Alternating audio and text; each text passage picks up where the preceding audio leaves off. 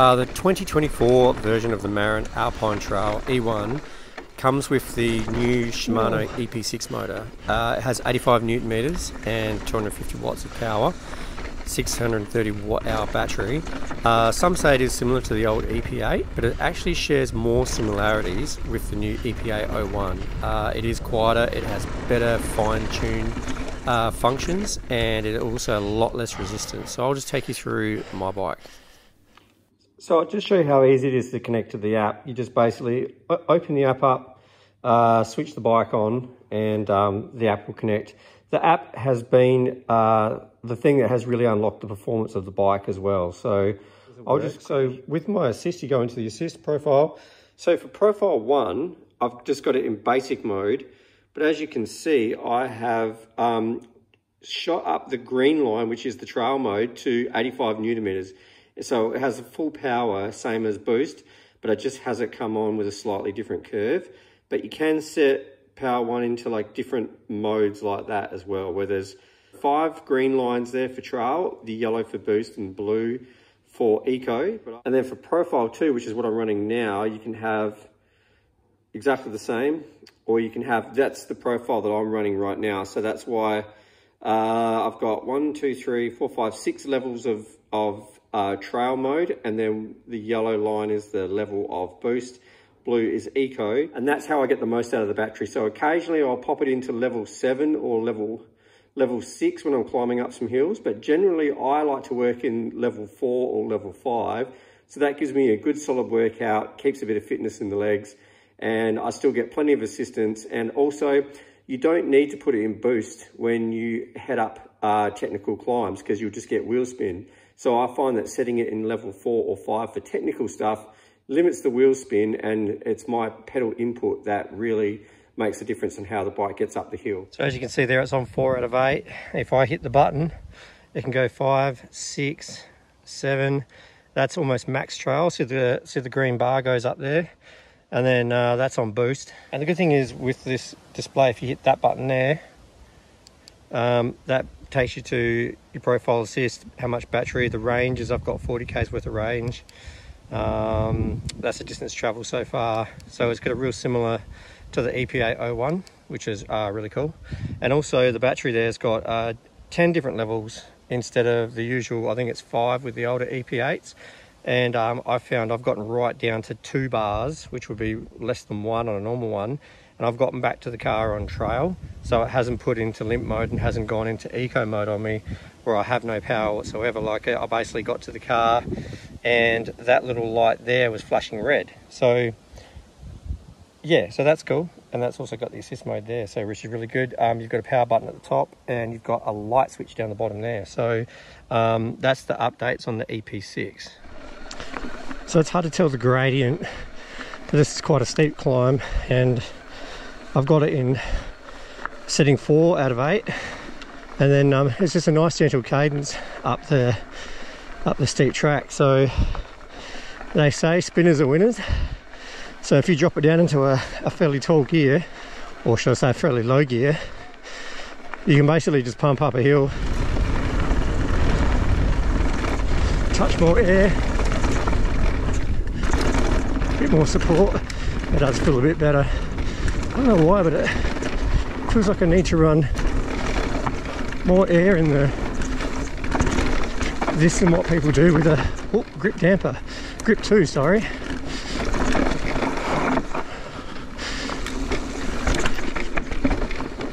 I guess you run what you run.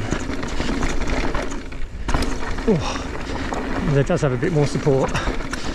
I'm wondering whether the fork's near service. So the real advantage of the fine tune is with the different levels of trail modes that you've got, you're not just sort of restricted to one level of trail assistance unless you go into your app and change the settings. You've basically got 6 different trail modes that you can use on the fly just by using the controller on the handlebar, which is awesome. Oh, it's huge.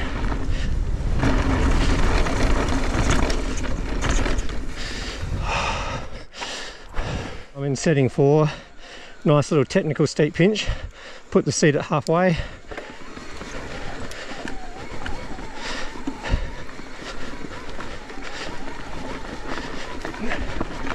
Still pumps up, rocky and technical.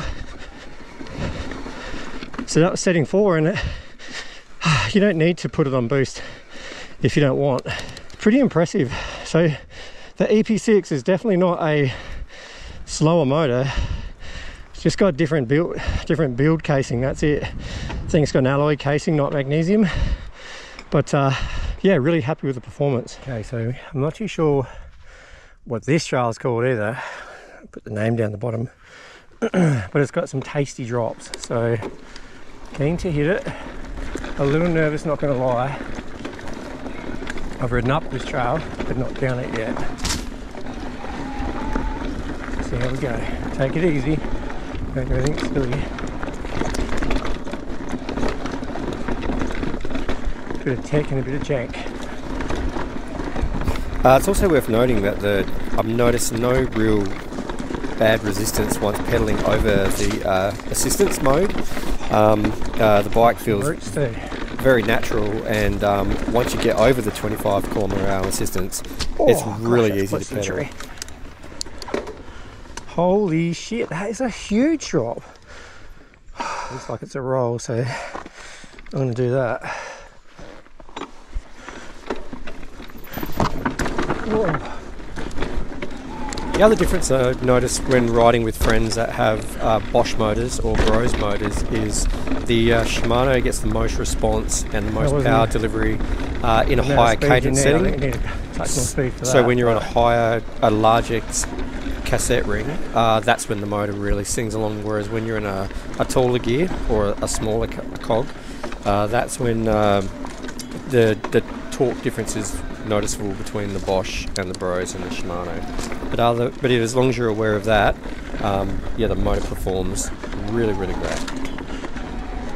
And also another difference between the Shimano motors and also the Bosch motors and possibly the Bros is it doesn't have the run-on that the Bosch motor has.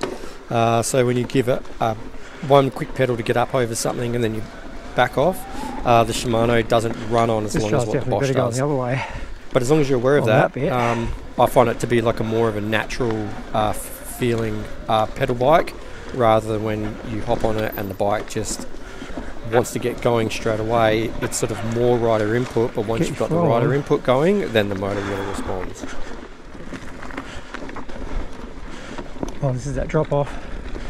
Wow, what a sand. Oh, it's not so bad.